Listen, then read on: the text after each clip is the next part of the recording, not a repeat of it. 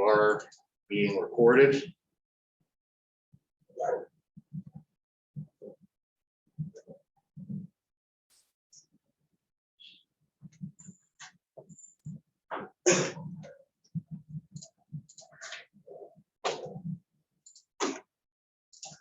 So I want to take a moment and look at this with you. So remember how I said you want to add visual interest to your plan?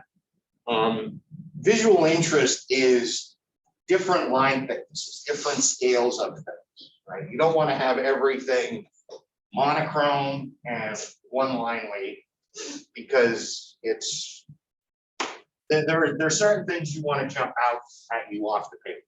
Agreed? There's two ways to do it. One of them is using color and a pen style, and I'll explain that in a second. And the other one is to do it in the layer itself.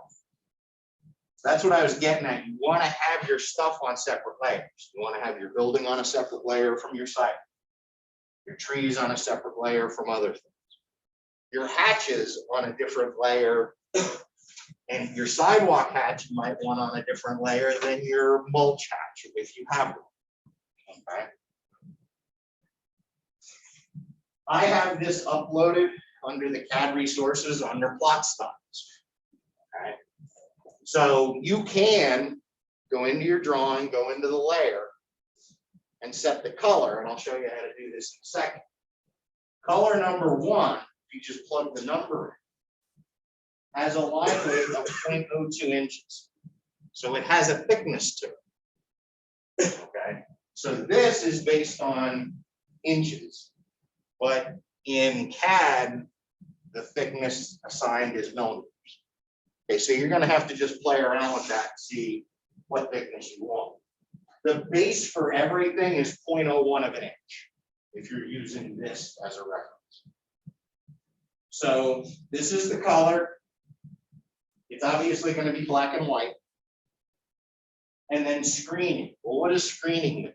Screening is like a shading or a gray tone. Okay. If it says the screening is 100%, that's solid black. You see how I come down here and the screening on this color is 10? That means it's really, really light. All right. So 10 is really light. 100 is solid black. 50 is like a grayish tone. Okay. So from 250 to 255, 250 is the lightest gray. 255 is the darkest gray. Okay. Notice that the line weight doesn't change. It just makes it gray. Notice that on these 250 or 220 layers, 214, 220, the line has somewhat of a thickness, but it's also shaded gray. So you can play around with these colors to have it give you contrasting line weights and thicknesses. Make sense? So the thickest line weights are 5.03, that's blue. Okay. 30 is also 0.03, that's like an orangish color. The thickest one is 170, that's 0.04. So that has the thickest line weight possible. Everyone following this, kind of? Okay. So now let's switch over to CAD, knowing this. Like you can have this printed, or you can have it up in a separate viewport or a separate tab. Right. So now I'm going to go over to CAD. Okay. Now, those shadings, you need to have a pen style set up for it. Okay. So if you're going to use that, you're welcome to use it, but you need to have the pen settings for it. I'm going to explain that. Okay. This drawing is set up to print with different stuff at different thicknesses.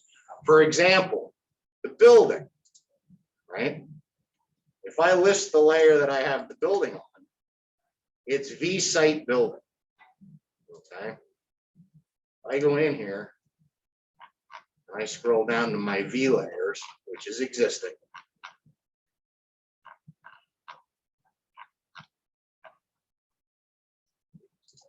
See how it's red? If I click on the color, right? If I plug in the number down here under color and hit OK, it knows that number 1 is red. If I change it to something thicker, 170 is the thickest one, it makes it that color. Everybody see that? Now, let's finish out this topic and then I'll go over this column here. Okay. Notice how this column in this drawing is set to default. Okay. There's 2 ways to do it. You choose which way works best for you. Okay. So now I'm going to go back over to my sheet. But in order for this to know that that pen style has that thickness, it needs a file to do that. So if you type the word config, these are all the different things you can change in CAD. All I'm going to focus on is the pen style. Okay. So under here, under files, you go to the files tab. Okay. And on our shared Google Drive,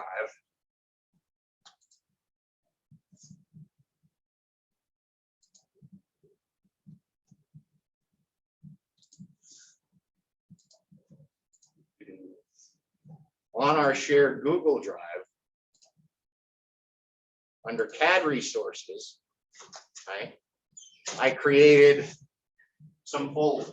So this is where the base drawing lives. This is where the blocks are with the different symbols. I have an example drawing here with PDF. Then I have those list files that I was talking about. I'll talk about those a little more today. And then plot styles. So you'll navigate to this, download the plot styles to the wherever you're working, right? And then go over here to CAD, type config, and go to files. Okay. Down near the bottom of this list, or actually it's closer to the middle of the list. You see where it says printer support path? These are the 4 different files that it looks like. So when you go to work at an engineering company, you're going to have different kinds of printers, plotters, and things. This is where you would load that information. We're making a PDF of everything. You're not printing a full-size drawing. I'll print that for you. But if you want to change your line thickness with the pen settings that I'm showing you, you have to do this step. You have to load this plot style table. Everybody with me? So you click on this, see the little plus, and you navigate to wherever you're going to save it. So I'm going to hit browse.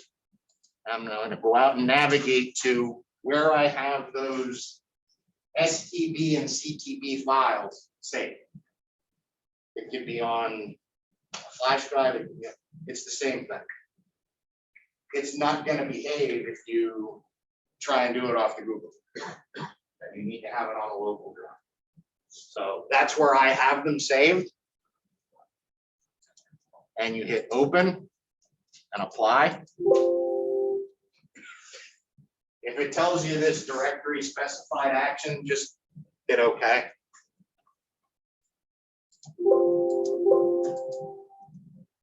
And OK.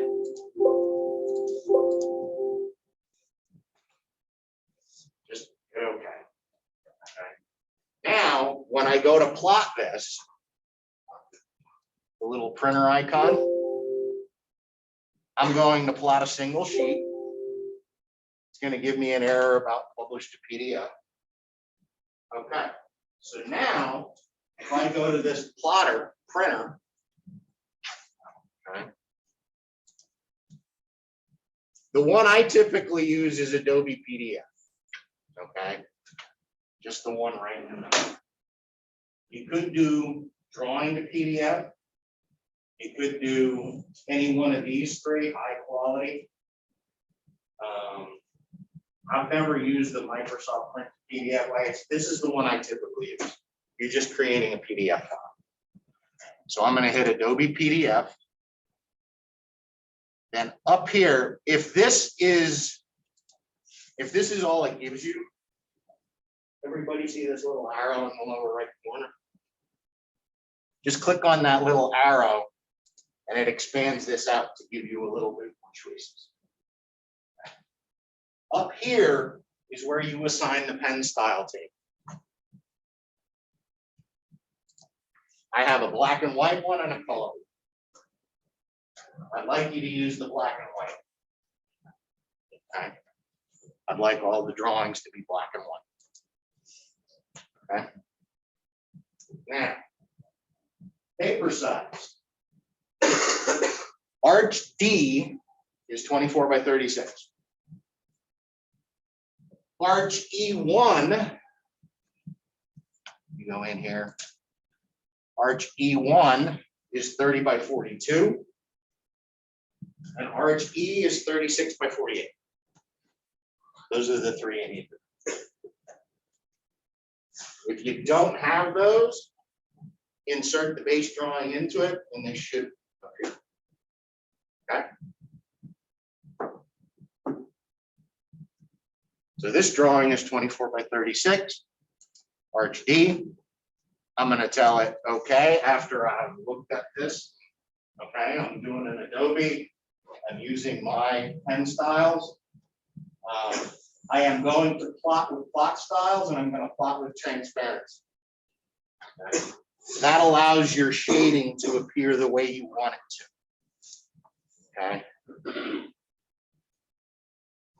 You could tell it to turn changes the layout on, and you could also tell it to turn on plot stamp. Plot stamp puts the information on the sidebar. That's entirely up to you. Okay. So hit OK, and it's going to think for a second. Oh dear. Try launching Adobe Acrobat. License expired.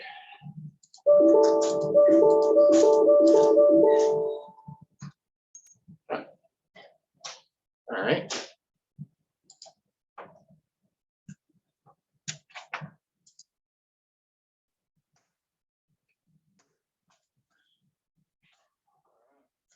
Adobe seems to be working fine. Man.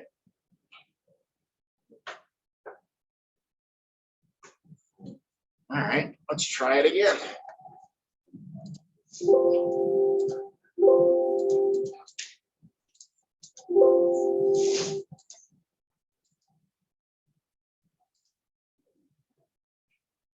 Try AutoCAD PDF high quality. There we go. So you notice how it threw me into this browse for plot file? It's asking you where you want to save that PDF. So I'm going to put it on my flash drive.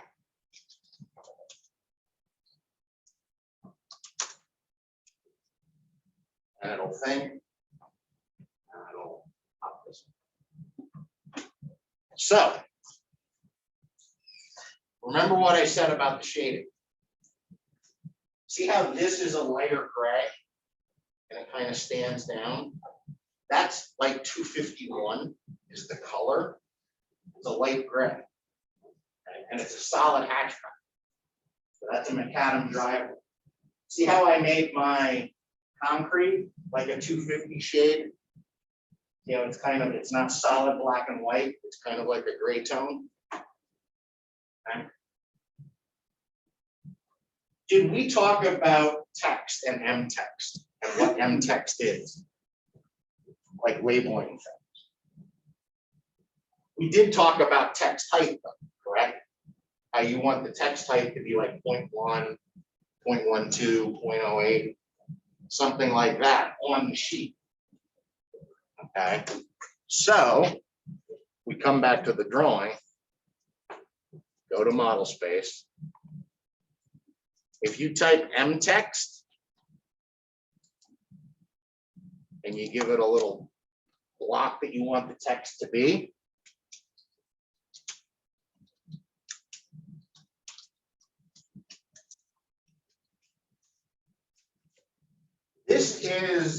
it's kind of like a word processing software, but a very rudimentary version. Okay. So like you can make it wider or narrower.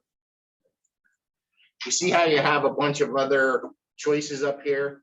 Like if I highlight this, I could center it just like in Word. I have other choices up here for bullets and numbering, line spacing, justification. I could change the font over here. So it's not as sophisticated as Word or Google Sheets, but it gives you a fair amount of choices. Okay.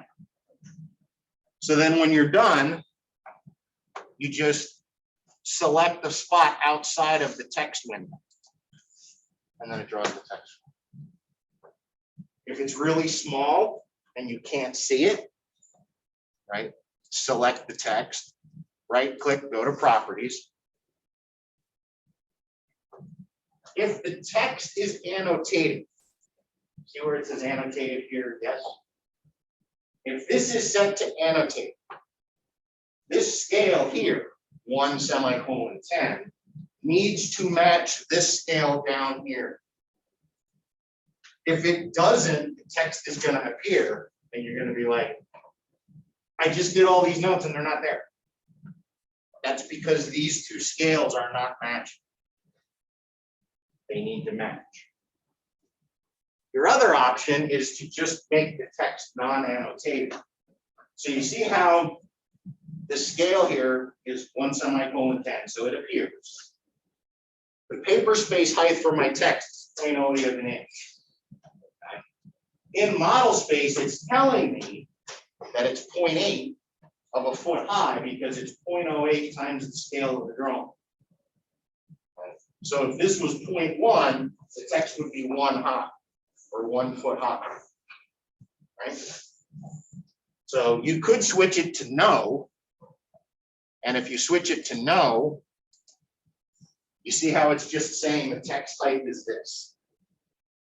Annotative scales are helpful when you're working with drawing sets that have multiple scales. Where you would have that is like on a subdivision plan, where you have an overall plan, and then you have detailed plans. So you could have an overall 100 scale plan to show you the whole thing, but then you could have 3 50 scale plans to show you additional detail. To save you time, so you don't need to create multiple layer sets, you create one set of labels and they're annotated. And then you assign 2 different annotative scales, and then it'll appear in multiple drawings. Okay? So it's a way of managing the data. It's a way of having the same labels appear in 2 different drawings. So that's annotative versus non-annotative text. So that's how you would label things in your drawing, like your finished floor elevation, like your sidewalks, right? You could do these little dimension leaders if you're really feeling sophisticated. You don't have to. Those dimension leaders, if you go over to a spot on where there's another toolbar, if you go to AutoCAD, see this dimension? I just turned that on and I don't see it.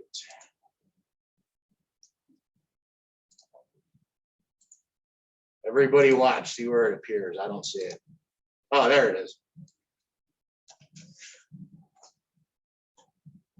So these are the different kind of dimensions of leaders. Okay. So you can just do a leader arrow if you want to.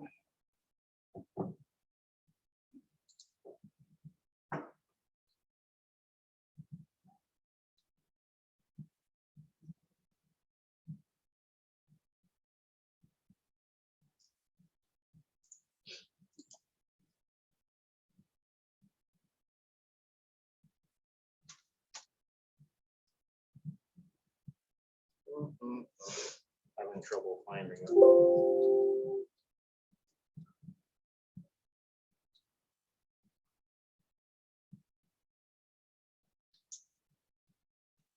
Quick leader, that's what it's called. So either QL or LE will drop you into quick leader. And that'll give you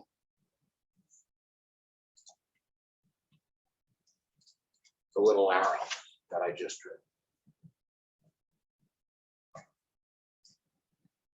How do you control line thicknesses if you don't want to deal with what I just showed?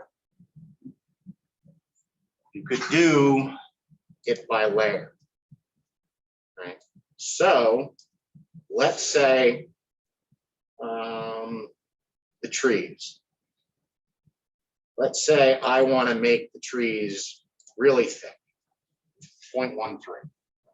So I could go in and say anything on that layer, I want to give it a different thickness. Okay. I could do it that way. And I could also tell it transparency. I want to go 50% on the transparency. Now, what I do want to do is I'm going to turn everything off and I'm going to see if I have something on that layer. I do. So all the trees are on that layer. Okay. So we're going to go back out and we're going to take a look at this and see what those changes did to my drawing. So select everything, turn it all back on. And I'm going to go back to the sheet. I'm going to go to print. Right. And remember, I use this high quality. So don't be afraid to mess around with it and see what the differences are. Right. I want to turn on my plot transparency. Otherwise, that stuff, those changes won't show up. Okay. So make sure the transparency is on. I'm going to save the changes to the layout. My styles are set. And I'll call this test 2. So we'll look at it and compare. So if I zoom in here on the trees,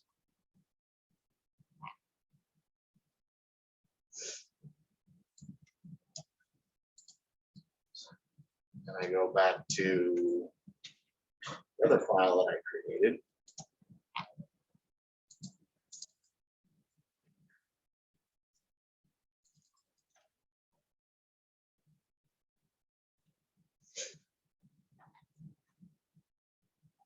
So not a whole lot of change. Actually, all right, take a look at that tree and take a look at that tree. See how the other one was lighter? So that was the effect that that transparency had. The line thickness, it didn't give me a line thickness. Most likely because it's a block. It didn't need to be something other than a block. Okay. Everyone follow all that? Everyone think they're going to be okay doing a plot to a PDF to a full-size sheet for Wednesday? Now let's talk about rotate. Right. So let's say this is your building right here on canvas. Now, for this drawing that I created, I wanted to show the whole property. You're not going to show the entire campus, are you? You're just going to show your building and the area around. Would we want the building like this on our sheet just purely from a drafting perspective? Probably not. Why? It's a little small, yeah, I agree. But also it's kind of rotated, right? Like when you look at a drawing, if the drawing represents just the building, shouldn't it be rotated to match the sheet and all that? To make it more visually appealing, I guess. So how do you rotate the viewport? Everybody follows from before. This is called a viewport. Okay. Remember on our Google Drive, I made a folder for these list files under tab resources.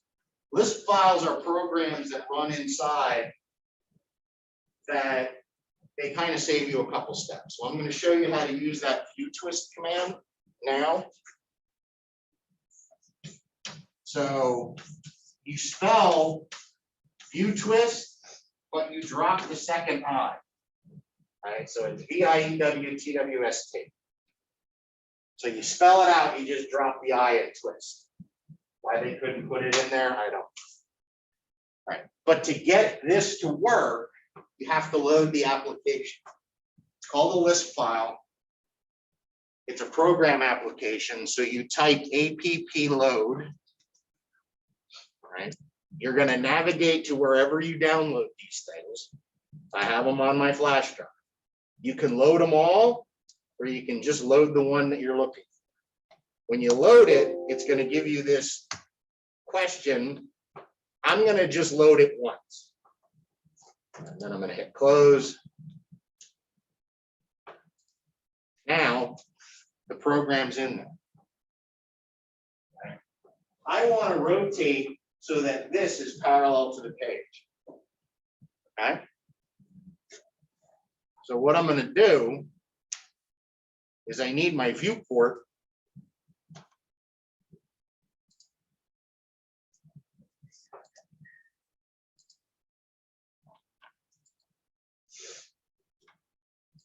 So I need to turn my viewport on. And I'm going to go with Pearson's suggestion, and I'm going to zoom in a little bit. I do want to show you something before we leave that I'm turning off at the moment. But let's just say this is what I want the building to be parallel to the sheet. Okay. So this line, I want to be parallel to the bottom of the sheet. Okay. So you want to have something that you're rotating to. Okay, so you want to have the line that you want to be parallel with the bottom of the page. That's what I want to be parallel to the bottom of the page. So I'm going to go over to model space, or I'm sorry, paper space. Sorry. Switch over to paper space. You need to have your viewport turned on. You need to load the application. Then you need to type model space.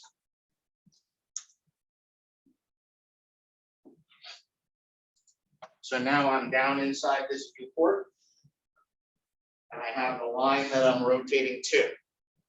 Everybody follow so far. Type VIEWTWST.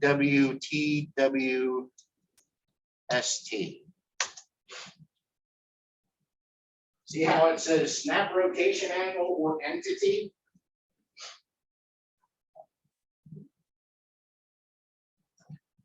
You type E for entity.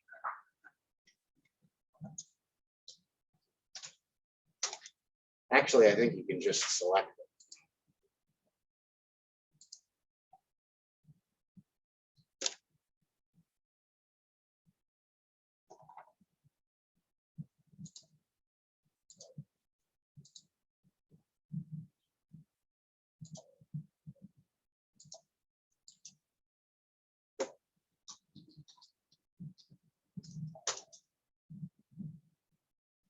Okay, so type it and then hit enter a second time. Okay, so that's the problem there. So you spell out the command VIEWTWST and then hit enter a second time. Then it's asking you to select the number. Okay, so hit enter twice. Right. So everybody see how the blue line's highlighted? If I select the blue line, it rotates it to fit the way I want it to fit. Okay. Now notice how my picture is rotated. Right? The picture is rotated the way I want it to be. But if I go back into model space, it didn't change where this is in space. So all the work we did to get this on state plane is preserved. Right?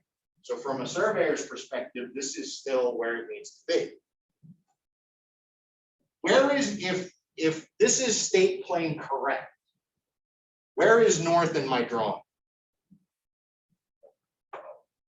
Straight up. Right? So remember, I'm just going to create a generic north arrow here. There's my north arrow. But I'm going to move it over to where I could see it.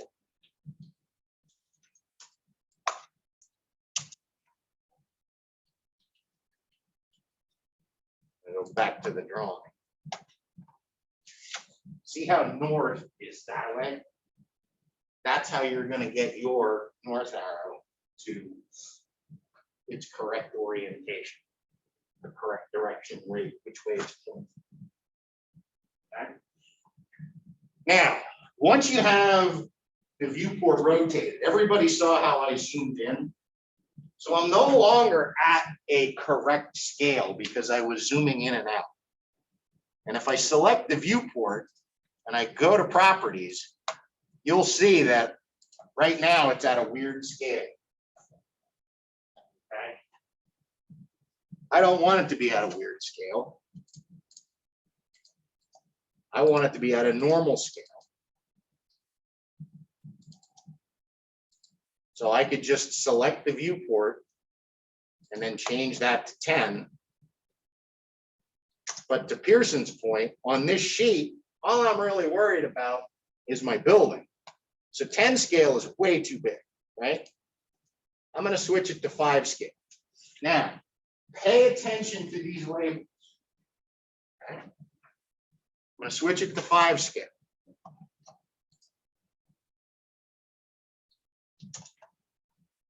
See how the labels stayed? Okay, so that's some of what using annotative labeling gives you. Is you have annotative scale is set to 5. The standard drawing scale is set to 5. So now I'm zoomed in on my building. Now I can lock this viewport so that it doesn't move or it doesn't scale in or out. Okay. So if you select your viewport, go to properties, see where it says display locked? If you turn that on, what that gives you is if I zoom in or out, see how I can zoom in, but I'm not changing the viewport at all? It's like the viewport's big. So you can lock your viewport. Once it's where you want it to be and to scale and the orientation, you can lock it so that you don't accidentally undo it or accidentally rotate it to some way you don't. That makes sense? Everyone okay with rotating the viewport, making sure that the north arrow is the way it needs to be, getting the scale right? Do you need a location? Nope, wasn't in my list. You need a legend? Absolutely. You need notes? You need a title block? You need a north arrow. Yes. You need labeling.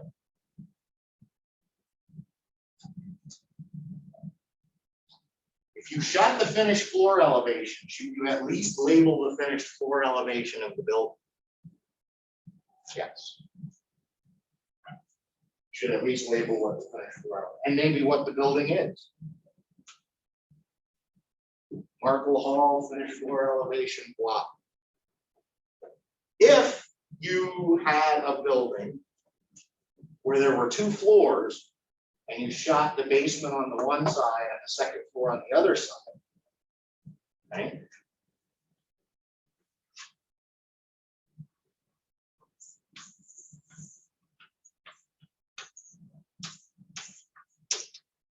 Oh, wait, that's Ellie, isn't it? Right? You could do 1 FFE equals 2 first floor, second floor. If you have multiple, if you have a building where it's just 1 floor, label that finished floor. Did anybody start creating their contours?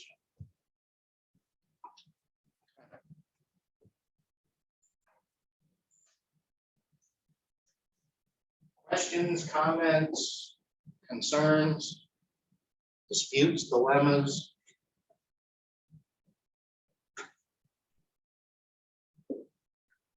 Okay. Just print out a copy. I will print out a full size of it. You do not need to print out a paper copy. I need you to have your PDF file in the shared Google Drive. I made a folder for this lab for you to drop your PDF file in. Now make sure it's a full-size PDF file, not an 8.5 by 11. Okay. Do you have to use my pen styles? No, you can do it by layer. The drawing still needs to be black and white, though, so don't do a color drawing. The drawing needs to be black and white.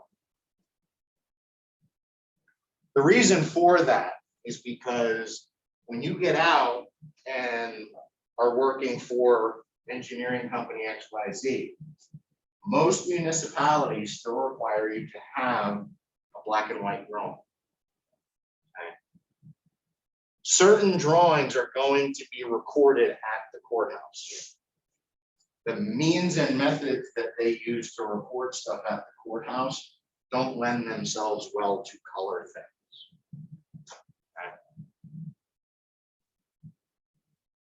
Time's going to catch up, but right now it's still black.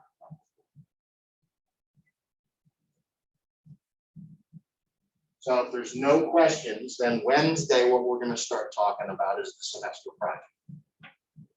We're going to start talking about laying out your subdivision. You all research what the center line of the road is. For the most part, I think most people did that. You all know where to get the minimum lot size and the minimum lot dimensions to figure out where your road is going to be. So you're going to lay out your subdivision before the end of the semester. You're going to lay out your subdivision, which means you're going to lay out your road. And we're going to do horizontal, vertical curves. We're going to do an alignment and a profile of your road before we're finished with this stuff. In that. Yes. Road for our building or? No. That subdivision that I showed you in Lower Mac. Yep. Okay. So you're gonna lay out a subdivision given specific parameters, and through your subdivision, you're gonna have a road. Okay, so we're done with like our. As soon as this is submitted, you're done with it. That's it. All right.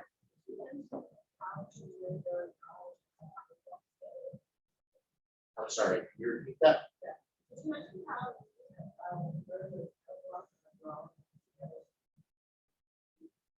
That's a good question. Your title block, wherever you have it, okay?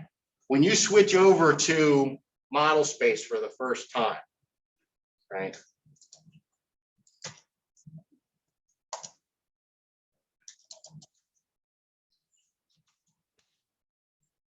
You have a choice, and we'll talk a little bit more about this later.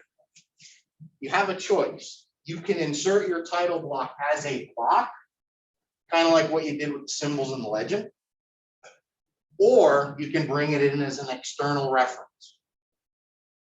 I hinted at external references before. External references are kind of like Lego blocks. They're kind of like the puzzle pieces you use to create a subdivision. We'll talk a little bit more as we go, but if you type xref, these are all of the external references that are in this drawing. Okay, so to keep things simple for today, you can go to insert, navigate to wherever you have your title block, right, and insert your title as a block. You could type xref, scroll down to the bottom of the list, and you see this little gray area at the bottom. So under the last xref, or under the last reference in there, if you right click and go to attach drawing, right, I'm going to attach my title. And I'm going to tell it that I'm going to bring it in at a scale of 1, and then my base point is 0. If everything has a base point of 0, it's going to all come in spatially where it needs to, right? If everything's based on state planes, your insertion point is 0, 0, 0. You don't have to do anything. You just tell it, insert it at 0, 0, insert it at a scale of 1. There's two types of xref. There's attachments and overlays. You want to use overlays. Okay. Hit OK. Ta-da. There's my title. It's in there, but if I try and go in here and edit this text, you see how it's one object?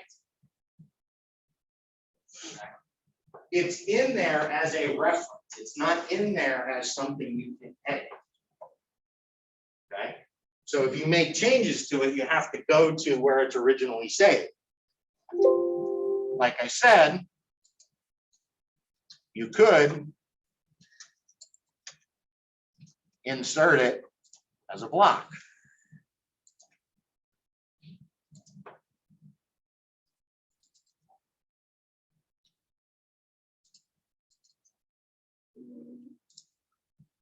Trying to find a title block.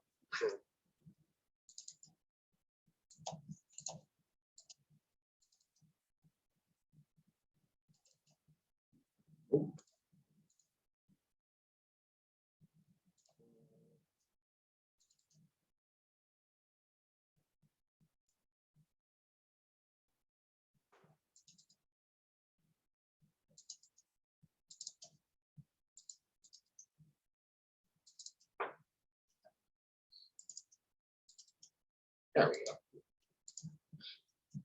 So I'm going to insert this because it's in there as an external reference. So if I go in, you'd have to detach it. It can't be in as both a block and a. So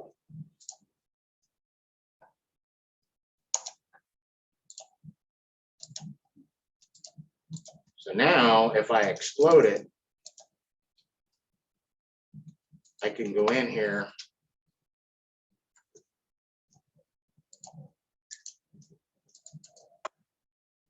and edit like the text or other things. So you can insert it as an external reference, xref, or as a block.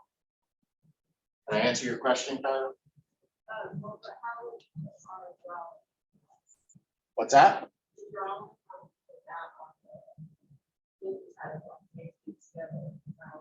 Well, your drawing, insert your title block into your drawing. Okay?